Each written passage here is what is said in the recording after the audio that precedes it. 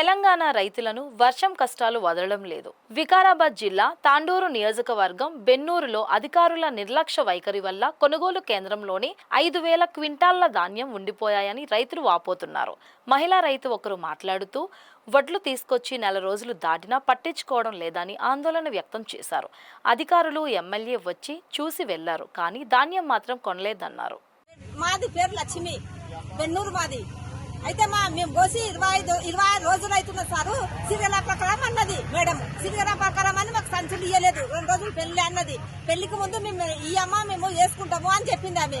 Serial ప్రకారం అని serial ప్రకారంతో మా తోటి ఇయ్యలేదు. మాకు వెనకకెళ్ళి వచ్చిన వాళ్ళే పోయినాయి, ఒడ్లన్నీ పోయినాయి. మాకు ఇస్తాన్నది ఇయ్యలేదు సార్. మాకు ఇక అట్లనే ఆపేసింది. ఇక మా ఒడ్లని ఈ పద్ది ఇస్తా రేపిస్తా, ఈ పద్ది ఇస్తా రేపిస్తా అనేది వెనకకెళ్ళి వచ్చిన ఒడ్లన్నీ పోయినాయి. మా ఒడ్లన్నీ వెనకకేసింది. చూడు మొత్తం నడిచిపోయినాయి సార్.